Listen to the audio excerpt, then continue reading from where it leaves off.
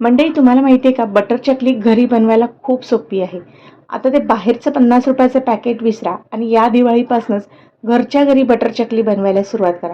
आपल्या घरात असलेल्या 2 कप तांदळाच्या पिठापासून आपण खूप साऱ्या मस्त खमंग अशा कुरकुरीत बटर चकल्या घरी बनवू शकतो. काय करायचं, एका भांड्यामध्ये 2 कप तांदळाचं पीठ घ्यायचं आहे. यामध्ये 2 चमचे काळे तीळ घालायचे, 1 चमचाभर ओवा घालायचा, सगळं मिक्स करायचं आणि हे पीठ जरा बाजूला ठेवूया. त्यानंतर एका भांड्यामध्ये 2 कप पाणी घ्यायचं. ज्या कपने पीठ घेतलं त्याच कपने 2 कप पाणी, चवीपुरतं मीठ, 2 चमचे बटर घालायचं. 1 मिनिटभर छान उकळी आणून घ्यायची आहे. सगळं एकदा पुन्हा मिक्स करून घेऊया. मिनिटभर उकळी आल्यानंतर त्यामध्ये जे पीठ घेतलेलं होतं आपण तांदळाचं ते घालून घ्यायचं. जसं आपण मोदकाची उकड करतो ना, सेम तशाच पद्धतीने. आता हे सगळं पीठ घेतलेल्या पाण्यामध्येच भिजवून घ्यायचं, एक्स्ट्राचं पाणी वापरायचं नाही. पीठ थोडंसं दाबून दाबून पाण्यामध्ये मिक्स करायचं, म्हणजे पिठाच्या गुठळ्या असतील त्या मोडल्या जातात आणि पीठ एकसारखं सगळीकडे पाण्यामध्ये भिजतं. आता हे सगळं पीठ पाण्यामध्ये भिजवून झालेलं आहे. ह्याला एक 5 मिनिट वाफ लागेपर्यंत झाकून ठेवूया. गॅस बंद करायचा आणि झाकण लावून 5 मिनिट पीठ वाफवत ठेवायचं.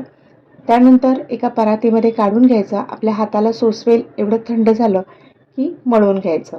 लागलं तर वरून थोडंसं हपका पाण्याचा मारू शकता, पण लागत नाही. छान व्यवस्थित मळून झाल्यानंतर चकलीच्या भांड्यामध्ये पीठ घ्यायचं आहे आणि मस्त अशा सरसरीत गोल चकल्या गाळून घ्यायच्या आहेत. अगदी सहज निघतात. पीठ अगदी व्यवस्थित परफेक्ट मऊसूत झालेलं आहे आणि तुम्ही बघा, चकली अगदी व्यवस्थित साच्यामधून खाली पडते.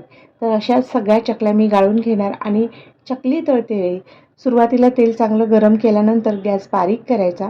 चकली तेलामध्ये सोडल्यानंतर लगेच हलवायची नाही. खालची बाजू व्यवस्थित भाजली की मगच दुसऱ्या बाजूला परतवून भाजून घ्यायची. वरचे तेलाचे बुडबुडे थांबले की समजायचं चकली मस्त भाजलेली आहे. आणि तुम्ही बघा, काय रंग अप्रतिम आलेला आहे. मस्त काटे सुटलेले आहेत सगळीकडून आणि खायला अप्रतिम चवीची झालेली आहे. त्यामुळे या दिवाळीपासूनच ही बटर चकली घरी बनवायला सुरुवात करा. मुलांना तर खूप आवडतात. तुम्ही रोजच्या खाण्याच्या टी स्नॅक्ससाठी सुद्धा ही अशी बटर चकली बनवू शकता. तर नक्की ट्राय करा. रेसिपी कशी झाली कमेंटमध्ये सांगा आणि दिवाळीच्या खूप खूप शुभेच्छा.